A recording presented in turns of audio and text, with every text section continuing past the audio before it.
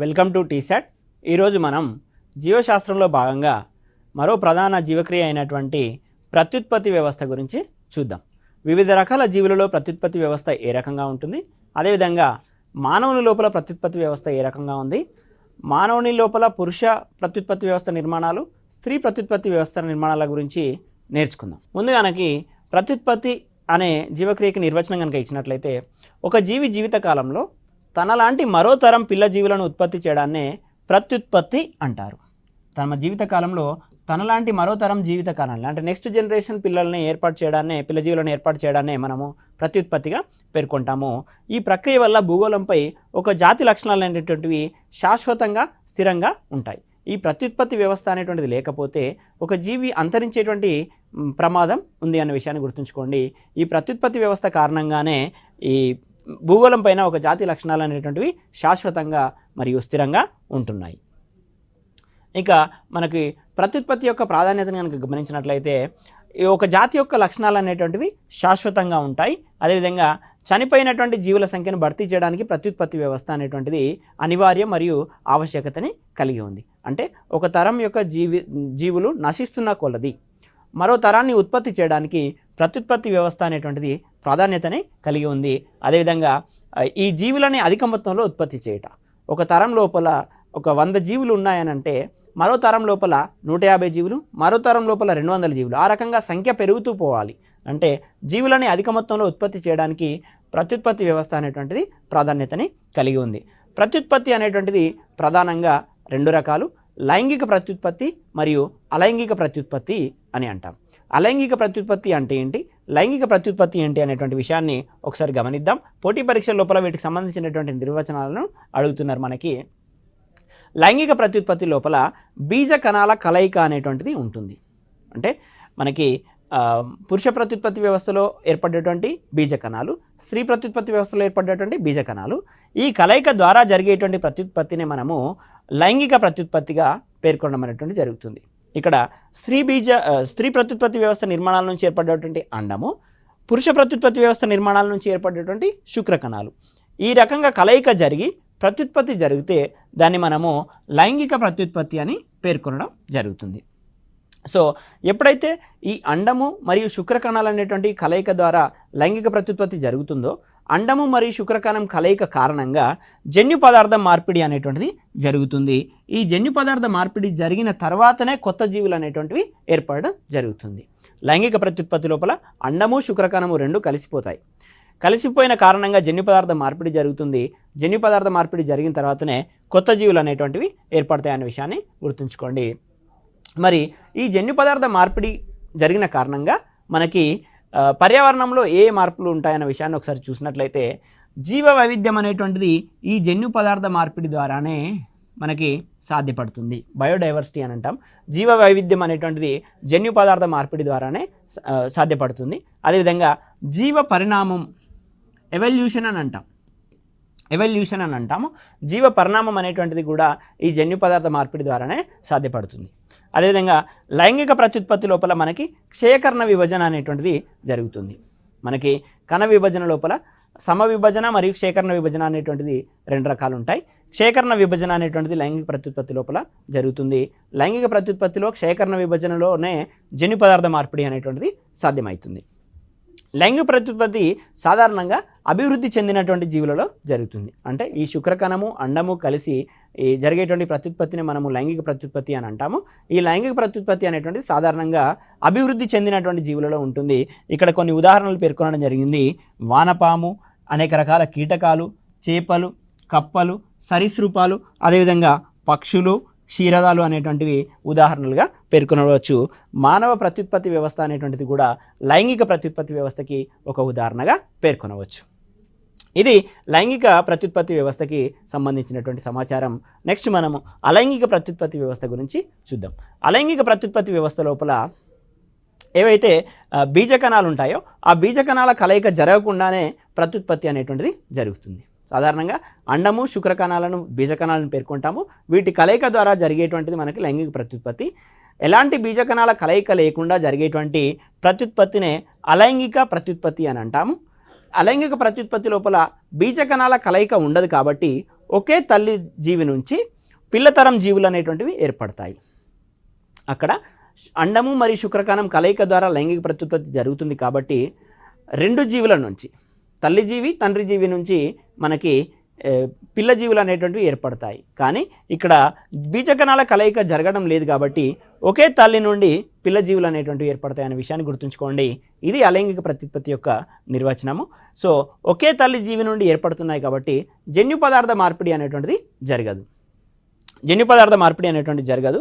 కావున ఏర్పడిన పిల్ల జీవులు అనేటువంటివి పూర్తిగా తల్లి జీవులనే పోలి ఉంటాయి. సో ఎప్పుడైతే జన్యు పదార్థ మార్పిడి జరుగుతుందో లక్షణాల కలయిక జరిగి పూర్తిగా పిల్ల జీవులు అనేటువంటివి పూర్తిగా తల్లి జీవులను పోలి ఉండవు ఎక్కడ లైంగిక ప్రత్యుత్పత్తిలో. కానీ ఇక్కడ అలైంగిక ప్రత్యుత్పత్తిలో జన్యు పదార్థ మార్పిడి జరగట్లేదు కాబట్టి ఒకే తల్లి నుండి పిల్ల జీవులు ఏర్పడుతున్నాయి కాబట్టి ఈ ఒకే తల్లికి ఏదైతే జన్యు పదార్థం ఉందో పిల్ల జీవుల్లో కూడా అదే రకమైనటువంటి జన్యు పదార్థం ఉంటుంది, అవే లక్షణాలను కలిగి ఉంటాయి కాబట్టి ఇక్కడ పూర్తిగా తల్లి జీవులని పోలి ఉంటాయని పేర్కొనడం జరుగుతుంది. ఈ రకమైనటువంటి పిల్ల జీవులనే మనము క్లోన్స్ అని అంటాము. వీటినే మనము క్లోన్స్ అని అంటాము. సో ఈ రకంగా వచ్చేటువంటి పిల్ల జీవులని మనం క్లోన్స్ అని అంటాము. ఈ రకమైనటువంటి పద్ధతిని మనం క్లోనింగ్ అంటాం అనే విషయాన్ని గుర్తుంచుకోండి.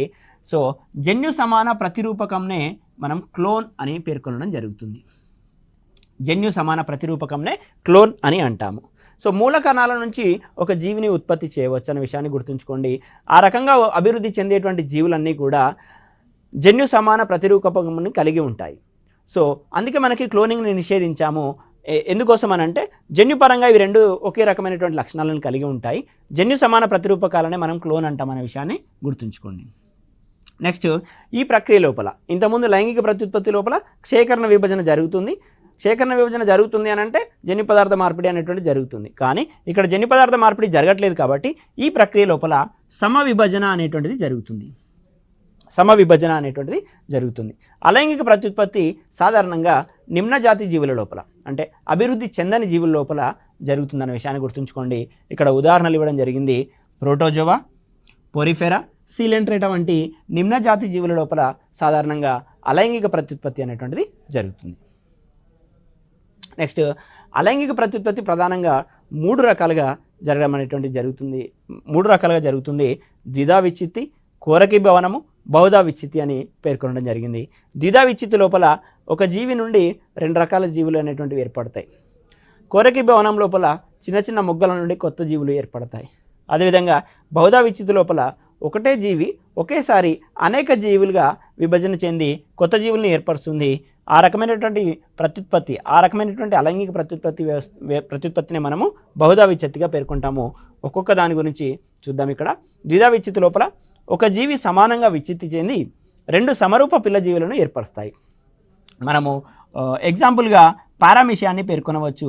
పారామిషియం లోపల ఈ రకమైనటువంటి కొండీల వంటి నిర్మాణాలు ఏర్పడి పారామిషియాన్ని కట్ చేసి రెండు రకాల పారామిషియాలు అనేటువంటివి మనకి నెక్స్ట్ జనరేషన్ లోపల ఏర్పడతాయి. సో ఇక్కడ ఎగ్జాంపుల్గా పారామిషియం ఇవ్వడం జరిగింది. యూగ్లినా బ్యాక్టీరియా కూడా ఈ ద్విధా విచ్ఛిత్తికి ఎగ్జాంపుల్గా మనం పేర్కొనవచ్చు. మనం గుర్తుంచుకోవాల్సింది ద్విధా విచ్ఛిత్తి లోపల ఒకటే జీవి విడిపోయి రెండు జీవులుగా ఏర్పడుతుంది. కోరకీ భవనం అంటే ఇంతకుముందు చెప్పినట్లు ఒక జీవి శరీరం యొక్క కింది పార్శ్వ భాగం నుండి లోయర్ పార్ట్ నుంచి ఒక చిన్న బుడిపై ఏర్పడి ఆ బుడిపైనే పెరిగి పిల్ల జీవిగా మారి స్వతంత్రంగా జీవిస్తుంది. ఈ రకమైనటువంటి ప్రత్యుత్పత్తి వ్యవస్థనే మనము కోరకీ భవనం అని అంటున్నాము. ఒకే తల్లి జీవి నుంచి ఏర్పడుతుంది కాబట్టి ఇది అలైంగిక ప్రత్యుత్పత్తిగా పేర్కొనవచ్చు. ఇంతకుముందు జరిగినటువంటి ద్విధా విచ్ఛిత్తి లోపల కూడా ఒకే పారామీషియం రెండు పారామీషియాలుగా ఏర్పడుతుంది. రెండు పారామీషియాల కలయిక కారణంగా మరో పిల్లతరం ఏర్పడట్లేదు అన్న విషయాన్ని గుర్తుంచుకోండి. అందుకే దీన్ని మనం అలైంగిక ప్రత్యుత్పత్తి అని అంటున్నాము. ఉదాహరణగా మనం హైడ్రా మరియు ఈస్ట్ కణాలని పేర్కొనవచ్చు. ఈస్ట్ కణాలు అనేటువంటివి బొడిపను ఏర్పరిచి మరొక ఈస్ట్ కణాన్ని ఏర్పరుస్తూ ఉంటాయి. దీన్నే కోరకీ భవనం అని పేర్కొనడం జరిగింది. సో నెక్స్ట్ మనం బహుధా విచ్ఛిత్తిని కనుక చూసినట్లయితే ఒక తల్లి జీవి అనేక ముక్కలుగా విచ్ఛిత్తి చెంది అనేక పిల్ల జీవులను ఒకటేసారి ఏర్పరుస్తుంది. ఇంతకుముందు చెప్పినట్లుగానే ఒక అమీబా ఉందనుకోండి. ఈ అమీబా అనేటువంటిది ఈ రకంగా విభజన చెంది అనేక రకమైనటువంటి పిల్ల జీవులని ఏర్పరుస్తుంది. సో దీన్నే బహుధా విచ్ఛిత్తి అని పేర్కొనడం జరిగింది. సో అమీబాని ఉదాహరణగా చెప్పడం జరిగింది. ఇవన్నీ కూడా అలైంగిక ప్రత్యుత్పత్తిలో ఉన్నటువంటి మూడు రకాలు. కోరకి భవనం, బహుధా విచ్చిత్తి మరియు ద్విధా విచ్చిత్తి. మరి ప్రత్యుత్పత్తి లోపల మరొక ప్రధాన అంశమైనటువంటి ఫలదీకరణం గురించి చూద్దాము. ఫలదీకరణము లేదా ఫలదీకరణ అని అంటారు. సంయోగ బీజాలు కలయిక చెంది, ఇంతకుముందు చెప్పినట్లుగా శుక్రకణము మరియు అండము కలయిక చెంది, శుక్రకణము మరియు అండాలని మనము సంయోగ బీజాలని అంటాము లేదా బీజ కణాలని అంటాము. ఈ సంయోగ బీజాలు కలయిక చెంది సంయుక్త బీజం ఏర్పడుతుంది. సంయుక్త బీజాన్ని మనం ఇంగ్లీష్ లోపల జైగోడ్ అని అంటాము. ఒక్కొక్కసారి పోటీ పరీక్షల్లో డైరెక్ట్గా జైగోడ్ అని అడగడం జరుగుతుంది. జైగోడ్ అని అంటే ఏం లేదు, సంయుక్త బీజము. ఇది సంయోగ బీజాల కలయిక కారణంగా ఏర్పడుతుంది లేదా బీజ కణాల కలయిక కారణంగా ఏర్పడుతుంది సంయుక్త బీజము లేదా జైగోడ్. ఈ జైగోడ్ అనేటువంటిది అనేక రకాల విభజనలు చెంది మనం జీవిని ఏర్పరచడం జరుగుతుంది. జైగోడ్ అనేటువంటిది అనేక రకాల విభజన చెంది బాహ్య త్వచము, మధ్య త్వచము, లోపల త్వచం అనే 3 రకాల త్వచాలు ఏర్పరిచి ఆ త్వచాల నుంచి అవయవాలు, అవయవాల నుంచి అవయవ వ్యవస్థలు అనేటువంటివి ఏర్పడతాయి అనే విషయాన్ని గుర్తుంచుకోండి. అందుకే సంయుక్త బీజం లేదా జైగోడ్ అనేటువంటిది ప్రాధాన్యతని కలిగి ఉంది.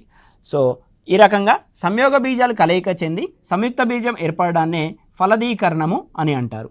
ఈ ఫలదీకరణము సాధారణంగా 2 రకాలు. ఫలదీకరణం అనేటువంటిది 2 రకాలు. ఒకటి బాహ్య ఫలదీకరణము అని అంటున్నాం. బాహ్య ఫలదీకరణం సంయోగ బీజాలు లేదా బీజ కణాల కలయిక ద్వారా సంయుక్త బీజం ఏర్పడాలి, అది ఫలదీకరణం. ఈ సంయోగ బీజాల కలయిక లేదా బీజ కణాల కలయిక అనేటువంటిది జీవి యొక్క శరీరం బాహ్య ప్రాంతంలో, అంటే జీవి దేహం బయట కనుక జరిగినట్లయితే దాన్ని మనం బాహ్య ఫలదీకరణము అని అంటాం. ఇప్పుడు ఇది ఎక్కువగా జలచరాల్లో కనిపిస్తుంది. ఫర్ ఎగ్జాంపుల్ చేప లేదా కప్పల్ని కనుక తీసుకున్నట్లయితే కప్పలు అనేటువంటివి అండాలను విడుదల చేస్తాయి, అదేవిధంగా శుక్రకణాలను కూడా విడుదల చేస్తాయి. ఈ శుక్రకణాలు మరియు అండాలు అనేటువంటివి జీవి యొక్క బయటి ప్రాంతంలో, జీవి లోపల కాదు, జీవి యొక్క దేహం లోపల కాదు, దేహం బయట కలయిక జరుగుతుంది. కాబట్టి ఈ రకమైనటువంటి ఫలదీకరణాన్ని బాహ్య ఫలదీకరణము అని పేర్కొంటాము. ఇది ఎక్కువగా జలచరాల్లో కనిపిస్తుంది. సో ఉదాహరణ చేపలు మరియు కప్పలను పేర్కొనడం జరిగింది. సో ఈ రకమైన జీవులు విడుదల చేసేటువంటి అండాల సమూహాన్ని, అంటే ఒకటే అండాన్ని విడుదల చేయకుండా అండాల సమూహాన్ని విడుదల చేస్తాయి. ఆ అండాల సమూహాన్ని మనము స్పాన్ అని పేర్కొనడం జరుగుతుంది. అదే రకంగా శుక్రకణాల సమూహాన్ని కూడా విడుదల చేస్తాయి. ఈ శుక్రకణాల సమూహాన్ని మనం మిల్ట్ అని పిలుస్తాము. అందుకే చేప పిల్లలు అనేటువంటి అనేక సంఖ్యలో ఒకటేసారి జన్మించడం అనేటువంటి జరుగుతుంది. చేపలు అనేటువంటివి అండాల సమూహాన్ని స్పాన్ మరియు శుక్రకణాల సమూహాన్ని మిల్ట్గా పిలుస్తాము. ఈ స్పాన్ మరియు మిల్ట్ కలయిక చెందినప్పుడు అనేక సంఖ్యలో మనకి చేప పిల్లలు ఉద్భవించడం అనేటువంటిది జరుగుతుంది. సో ఈ రకంగా జీవి దేహం యొక్క బయటి భాగంలో ఫలదీకరణం జరుగుతుంది కాబట్టి దీన్ని బాహ్య ఫలదీకరణంగా పేర్కొనడం జరుగుతుంది. నెక్స్ట్ మనం చూసినట్లయితే అంతర ఫలదీకరణం. సంయోగ బీజాల కలయిక కనుక జీవి దేహం యొక్క లోపలి భాగంలో జరిగితే దాన్ని మనము అంతర ఫలదీకరణము అని అంటాము. జీవి యొక్క శరీరం లోపల జరుగుతుంది అని చెప్పాం.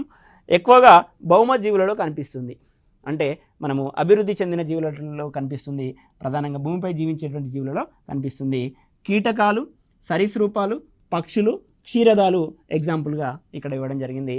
మరొకసారి చెప్తున్నాను, అంతర ఫలదీకరణం అనంటే సంయోగ బీజాల కలయిక జరిగి సంయుక్త బీజం ఏర్పడడం అనేటువంటిది ఫలదీకరణం అయితే, ఈ సంయోగ బీజాల కలయిక అనేటువంటిది జీవి దేహం యొక్క లోపలి భాగంలో జరిగితే దాన్ని మనం అంతర ఫలదీకరణంగా పేర్కొంటున్నాం. నెక్స్ట్ మనం జీవులని అండోత్పాదకాలు మరియు శిశోత్పాదకాలు అని 2 రకాలుగా విభజించవచ్చు. ఇక్కడ చూసినట్లయితే అండోత్పాదకాలు ఏ జీవులైతే గుడ్లను ఉత్పత్తి చేస్తాయో, గుడ్లను పెడతాయో వాటిని మనము అండోత్పాదకాలు అని పేర్కొనడం జరిగింది. ఏ జీవులైతే శిశువులని ప్రత్యక్షంగా ఉత్పత్తి చేస్తాయో వాటిని మనం శిశోత్పాదకాలు అని పేర్కొనడం జరిగింది. ఇక్కడ అండోత్పాదకాలకి ఎగ్జాంపుల్గా కొన్ని రకాల కీటకాలు, చేపలు, ఉభయచరాలు, సరీసృపాలు, పక్షులని పేర్కొనడం జరిగింది. ఈ రకమైన జీవులన్నీ కూడా అండాలను ఉత్పత్తి చేస్తాయి కాబట్టి అండోత్పాదకాలు. నెక్స్ట్ శిశోత్పాదకాలు. ఇంతకుముందే చెప్పినట్లు ఈ రకాల జీవులన్నీ కూడా పిల్లలకి జన్మనిస్తాయి. ఉదాహరణ క్షీరదాలు మరియు తేలు. సో సాధారణంగా చేపలు అనేటువంటివి అండోత్పాదకాలుగా ఇంతకుముందే ఎగ్జాంపుల్గా పెట్టడం జరిగింది. అంటే అవి అండాలను ఉత్పత్తి చేస్తాయి. జీవి యొక్క దేహం బయటి భాగం లోపల ఫలదీకరణం జరిగి బాహ్య ఫలదీకరణం ద్వారా మరో తరం జీవులు అనేటువంటివి ఉద్భవిస్తాయి. కానీ ఇక్కడ ఒకే ఒక చేప పిల్లలని పెడుతుంది, అంటే శిశోత్పాదకమైనటువంటి చేప. పిల్లలు పెట్టే చేప ఏంటి అని అంటే సొర చేప లేదా షార్క్ చేప అని పేర్కొంటాము. సో అదేవిధంగా ఒక పాము అనేటువంటిది మనకి పిల్లల్ని డైరెక్ట్గా పెట్టడం జరుగుతుంది, అంటే శిశోత్పాదక జీవిగా ఉంది. ఆ పామునే మనము రక్తపింజర అని పేర్కొంటాము. దీని నామమే మనకి రసెల్స్ వైపర్ అని గుర్తుపెట్టుకోండి. పిల్లలు పెట్టే పాము రక్తపింజర, పిల్లలు పెట్టే చేప సొరచేప అని గుర్తుపెట్టుకోండి.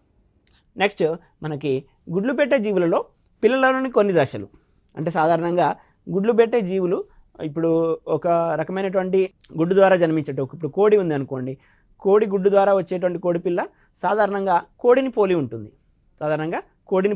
రెండు కాళ్ళు 2 రెక్కలు ఆ విధంగా ఉంటుంది. కానీ ఇక్కడ కొన్ని జీవులలో మాత్రము ఏర్పడ్డటువంటి పిల్లలు అనేటువంటివి ప్రాథమిక దశలో తల్లి జీవులను పోలి ఉండవు.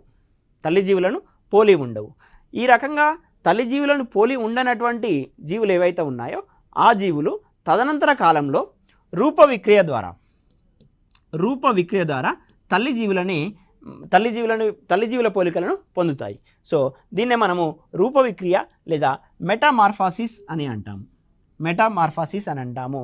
సో ఆ రకంగా రూప విక్రియ ద్వారా తల్లి జీవుల రూపాన్ని పొందుతాయి. ప్రాథమిక దశలో తల్లి జీవులను పోలి ఉండవు.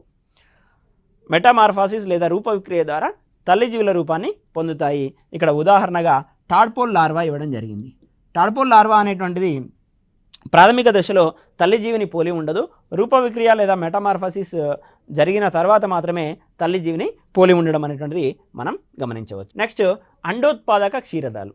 సాధారణంగా గుడ్లు పెట్టేటువంటివి క్షీరదాలుగా ఉండవు, కానీ ఇక్కడ కొన్ని అండోత్పాదక క్షీరదాలు అనేటువంటివి ఉన్నాయి. క్షీరదాలు అంటే మనకు తెలుసు, ఏ జీవులైతే తమ పిల్ల జీవులకి పాలనిస్తాయో వాటిని క్షీరదాలుగా పేర్కొనడం జరుగుతుంది. కొన్ని గుడ్లు పెడుతున్నప్పటికీ కూడా పాలిస్తున్నాయి, అవే మనకి ఎకిడ్నా మరియు ఆర్నిథోరింకస్ అని అంటాము. ఆర్నిథోరింకస్ మరియు ఎకిడ్నా అనేటువంటివి గుడ్లను పెట్టి ఆ తర్వాత జన్మించినటువంటి పిల్లలకి పాలన ఇవ్వడం జరుగుతుంది. సాధారణంగా శిశోత్పాదకాలు అనేటువంటివి క్షీరదాలుగా ఉంటాయి. శిశువులను ఉత్పత్తి చేసి పాలన ఇస్తూ ఉంటాయి, వాటిని మనం క్షీరదాలు అని అంటాం. కానీ ఇక్కడ గుడ్లను పెట్టి పాలన ఇచ్చేటువంటి 2 రకాల జీవులను ఇక్కడ ఎగ్జాంపుల్గా ఇవ్వడం జరిగింది, ఎకిడ్నా మరియు ఆర్నిథోరింకస్ అనే విషయాన్ని గుర్తుపెట్టుకోండి. అనేక సార్లు పోటీ పరీక్షల్లో అడిగినటువంటి సందర్భం ఇక్కడ అండోత్పాదక క్షీరదాలు ఏవి అనేటువంటి ఇట్లా అడిగినటువంటి సందర్భం. ఈ ఆర్నిథోరింకస్నే మనము డక్ బిల్డ్ ప్లాటిపస్ అని కూడా పేర్కొంటాము. ఆర్నిథోరింకస్ అదేవిధంగా ఎకిడ్నా అనే విషయాన్ని గుర్తుపెట్టుకోండి. ఆర్నిథోరింకస్కు ఉన్నటువంటి మరొక ప్రత్యేకమైనటువంటి లక్షణం ఏంటి అని అంటే, సాధారణంగా ఆడజీవులు పాలనిస్తాయి. ఆడజీవులు అనేటువంటివి తమ పిల్ల జీవులకి పాలనిస్తాయి. కానీ ఆర్నిథోరింకస్లో మాత్రం ఆడ మరియు మగ జీవులు రెండు కూడా తమ పిల్ల జీవులకి పాలనిస్తాయి అనే విషయాన్ని గుర్తుంచుకోండి. ఆర్నిథోరింకస్ లేదా డక్ బిల్డ్ ప్లాటిపస్. సో ఇది అండోత్పాదక క్షీరదాల గురించి నా సమాచారం. నెక్స్ట్ మనము లైంగిక ద్విరూపకత అని అంటాం. లైంగిక ద్విరూపకత అంటే ఏంటి అని అంటే, లైంగికంగా ఆడ మరియు మగ జీవులు వేరుగా ఉండడాన్ని లైంగిక ద్విరూపకత అని అంటాము. సాధారణంగా మానవుడు, స్త్రీలు మరియు పురుషులు వేరువేరుగా ఉంటారు. సో దీన్నే లైంగిక ద్విరూపకత అని అంటాము. సో ఇక్కడ ఉదాహరణలుగా నేను కీటకాలు ఇవ్వడం జరిగింది. కీటకాల లోపల ఆడజీవులు మరియు మగజీవులు వేరువేరుగా ఉంటాయి. దోమలు కనుక తీసుకున్నట్లయితే ఆడదోమలు మగదోమలు వేరువేరుగా ఉంటాయి. ఆడదోమల లోపల హనువులు జంబికలు ఉంటాయి, కానీ మగజీవుల లోపల హనువులు జంబికలు ఉండవు. అందుకే మగదోమలు అనేటువంటి చెట్ల రసాలను పీల్చి బతుకుతూ ఉంటాయి. ఆడదోమలు మాత్రమే మానవులని కుట్టి రక్తాన్ని పీలుస్తూ ఉంటాయి అనే విషయాన్ని గుర్తుంచుకోండి. సో ఆ రకంగా ఆడ మగ జీవులు వేరువేరుగా ఉండడాన్ని లైంగిక ద్విరూపకత అని అంటాం. నెక్స్ట్ ఉభయ లైంగికత అని అంటాం. ఉభయ లైంగికత అంటే ఏంటి అని అంటే, ఆడ మరియు మగ జీవులు వేరువేరుగా ఉండవు, ఒకే జీవి లోపల స్త్రీ ప్రత్యుత్పత్తి వ్యవస్థ మరియు పురుష ప్రత్యుత్పత్తి వ్యవస్థలు రెండు కూడా ఉంటాయి. స్త్రీ మరియు పురుష ప్రత్యుత్పత్తి నిర్మాణాలు అనేటువంటి ఒకే జీవిలో ఉన్నట్లయితే దాన్ని ఉభయ లైంగికత అని పేర్కొనడం జరుగుతుంది. ఇక్కడ ఉదాహరణగా ప్రోటోజోవా, సీలంట్రేటా, ప్లాటిహెల్మంతిస్ అని ఇవ్వడం జరిగింది. ఈ రకమైనటువంటి జీవుల లోపల అదేవిధంగా నిమాటిహెల్మంతిస్, ఎనిలిడా అనేటువంటి ఈ రకమైనటువంటి జీవుల లోపల స్త్రీ ప్రత్యుత్పత్తి నిర్మాణాలు మరియు పురుష ప్రత్యుత్పత్తి నిర్మాణాలు అనేటువంటివి ఒకే జీవిలో ఉంటాయి. ఆ రకంగా ఉండడాన్ని మనం ఉభయ లైంగికత అని అంటాము. అనిలిడా కనుక తీసుకున్నట్లయితే, వానపామును కనుక తీసుకున్నట్లయితే ఈ రకమైనటువంటి నిర్మాణం ఉంటుంది. ఈ రకమైన నిర్మాణంలో మనకి ఇక్కడ స్త్రీ ప్రత్యుత్పత్తి నిర్మాణాలు, ఇక్కడ పురుష ప్రత్యుత్పత్తి నిర్మాణాలు ఉండేటువంటి గడుల వంటి నిర్మాణం అనేటువంటిది ఉంటుంది. ఈ గడుల వంటి నిర్మాణంలో కొన్ని గడులు అనేటువంటివి పురుష ప్రత్యుత్పత్తి వ్యవస్థకి, మరికొన్ని గడులు అనేటువంటివి స్త్రీ ప్రత్యుత్పత్తి వ్యవస్థగా పనిచేస్తాయి. ఇది వానపాము అనిలిడాకు సంబంధించినటువంటిది. ఈ రకంగా ఒకే జీవిలో స్త్రీ ప్రత్యుత్పత్తి నిర్మాణాలు, పురుష ప్రత్యుత్పత్తి నిర్మాణాలు కనుక ఉన్నట్లయితే దాన్నే ఉభయలైంగికత అని పేర్కొంటాం. నెక్స్ట్ మనము మానవ ప్రత్యుత్పత్తి వ్యవస్థ గురించి చూద్దాం. ఇప్పటివరకు ప్రత్యుత్పత్తి వ్యవస్థ లోపల ఫలదీకరణం అంటే ఏంటి, బాహ్య ఫలదీకరణం, అంతరఫలదీకరణం, అండోత్పాదకాలు, శిశోత్పాదకాలు, మరి అదేవిధంగా లైంగిక నిరూపకత అంటే ఏంటిది, ఉభయలైంగికత అంటే ఏంటి విషయాలు గమనించడం జరిగింది. నెక్స్ట్ మనము మానవ ప్రత్యుత్పత్తి వ్యవస్థ గురించి చూద్దాం. మానవ ప్రత్యుత్పత్తి వ్యవస్థ లోపల పురుష ప్రత్యుత్పత్తి నిర్మాణాలు మరియు స్త్రీ ప్రత్యుత్పత్తి నిర్మాణాలు అనేటువంటివి ఉంటాయి అన్న విషయాన్ని గుర్తుపెట్టుకోండి. మనం ముందుగా పురుష ప్రత్యుత్పత్తి వ్యవస్థ నిర్మాణాల గురించి చూసి తర్వాత స్త్రీ ప్రత్యుత్పత్తి వ్యవస్థ నిర్మాణాల గురించి అధ్యయనం చేద్దాం. ఇక్కడ పురుష ప్రత్యుత్పత్తి వ్యవస్థ నిర్మాణాలకు సంబంధించినటువంటి అధ్యయనాన్ని మనము ఆండ్రాలజీ అని పేర్కొంటాం. సో మనకి డాక్టర్స్ ఉంటారు, ఈ మేల్ రీప్రొడక్టివ్ సిస్టమ్కి సంబంధించినటువంటి డాక్టర్లని ఆండ్రాలజిస్ట్ అని అంటాము. అదేవిధంగా ఆ రకంగా పురుష ప్రత్యుత్పత్తి వ్యవస్థ నిర్మాణాల అధ్యయనాన్ని మనం ఆండ్రాలజీ అని పేర్కొంటాం. నెక్స్ట్ ఈ పురుష ప్రత్యుత్పత్తి వ్యవస్థ లోపల మనకి ఒక జత ముష్కాలు అంటే 2 ముష్కాలు, పౌరుష గ్రంథులు, కౌపర్ గ్రంథులు, అదేవిధంగా శుక్రాశయాలు అనేటువంటివి ఉంటాయనే విషయాన్ని గుర్తుపెట్టుకోండి. ఈ 2 ముష్కాల గురించి మరియు పౌరుష గ్రంథులు, కౌపర్ గ్రంథులు, శుక్రాశయాల గురించి కనుక అధ్యయనం చేసినట్లయితే మనకు పురుష ప్రత్యుత్పత్తి వ్యవస్థ నిర్మాణాలు అనేటువంటివి కంప్లీట్ అవుతాయి. సో ఇప్పుడు ముష్కాలు ఉండేటువంటి సంచి వంటి వేలాడ నిర్మాణాన్ని మనము ముష్క గోని అని అంటాము. దీన్నే ఇంగ్లీష్ లోపల స్క్రోటం అని అంటాం. సో ముష్కాలు ఈ ఉండేటువంటి సంచి వంటి నిర్మాణాన్ని సింపుల్గా మనం స్క్రోటం లేదా ముష్క గోని అని అంటాము. సో ఇక్కడ అదే డెఫినేషన్ ఇవ్వడం జరిగింది. ముష్కాలు ఉండే సంచి వంటి వేలాడ నిర్మాణం ముష్క గోని, స్క్రోటం. సో సాధారణంగా ముష్కాలు అనేటువంటివి శరీరం యొక్క బయటి భాగంలో ఉంటాయి. ముష్కాల యొక్క ఉష్ణోగ్రత అనేటువంటిది శరీర ఉష్ణోగ్రత కన్నా చాలా తక్కువగా ఉండాలి.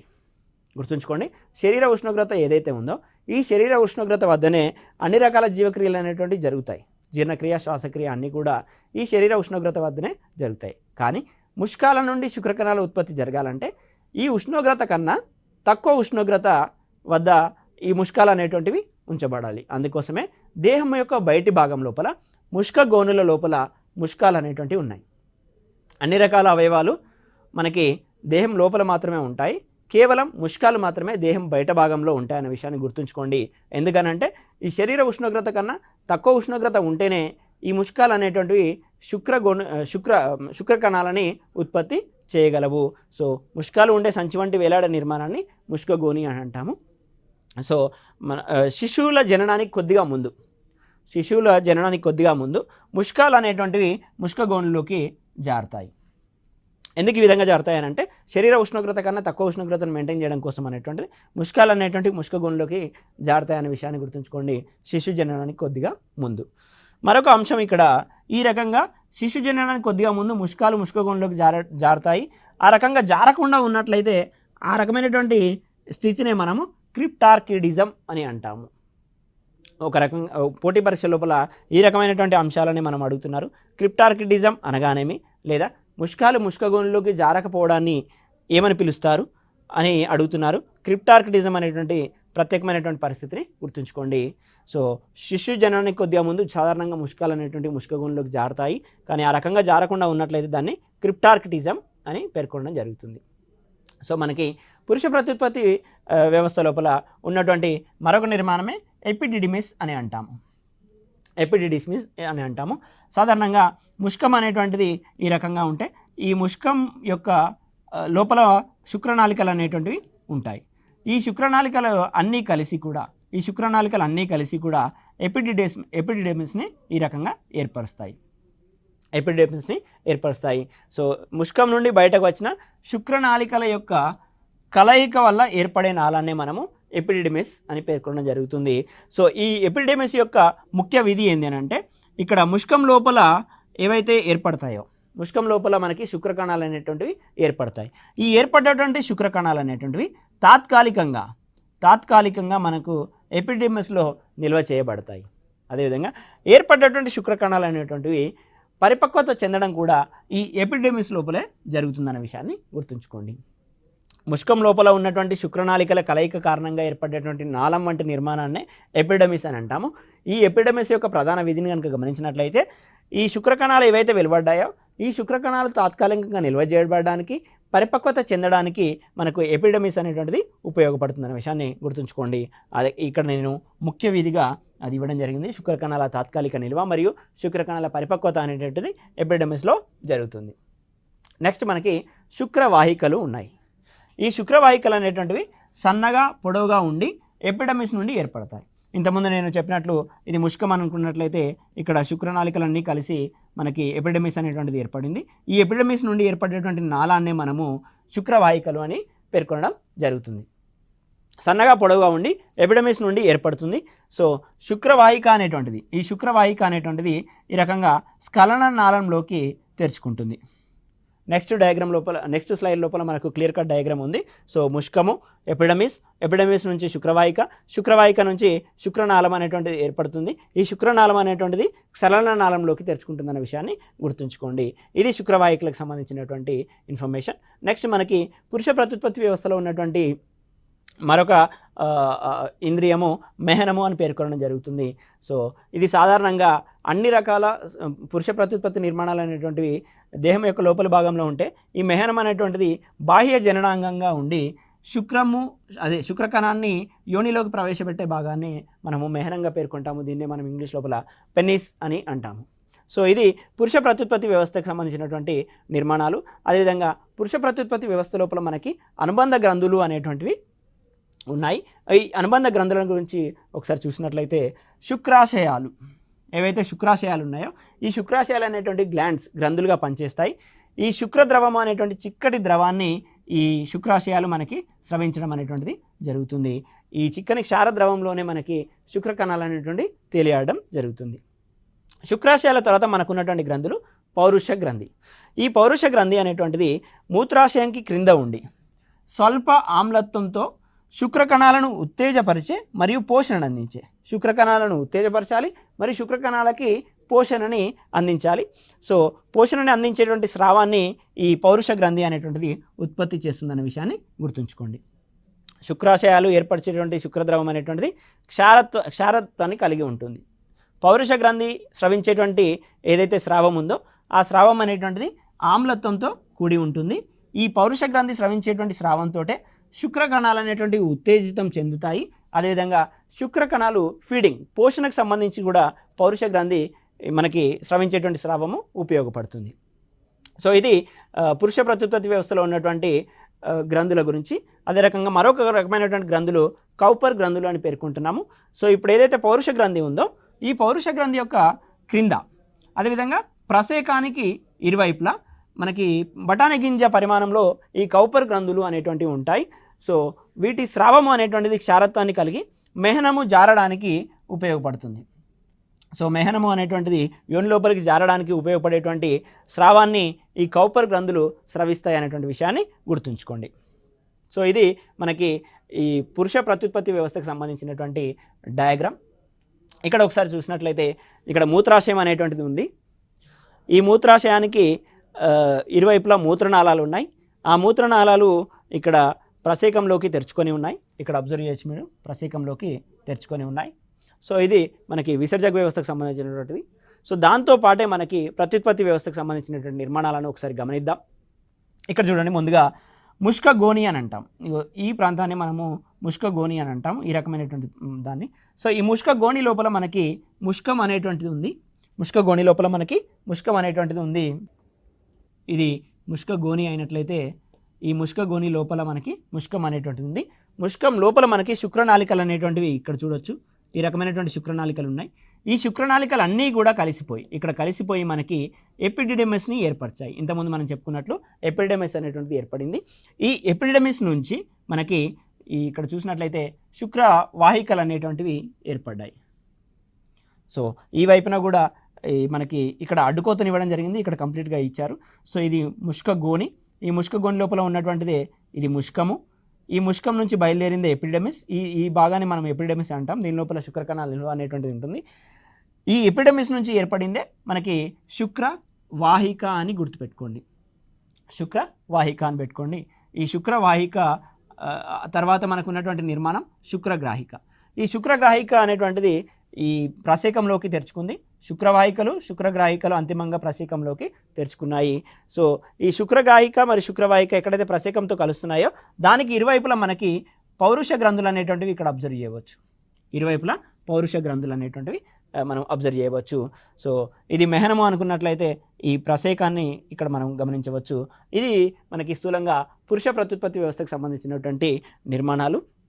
ప్రతి ఒక్కటి కూడా ఇంపార్టెంటే మనకి, ఎందుకంటే పోటీ పరీక్షల్లో అనేక సందర్భాల్లో మనకి పురుష ప్రత్యుత్పత్తి వ్యవస్థ మరియు అనుబంధ గ్రంథులు అవి స్రవించే స్రావాల గురించి తెలియజేయడం అనేటువంటిది జరిగింది. మరి మరో క్లాస్లో మనము స్త్రీ ప్రత్యుత్పత్తి వ్యవస్థ గురించి క్షుణ్ణంగా అధ్యయనం చేద్దాం. Thank you, one and all.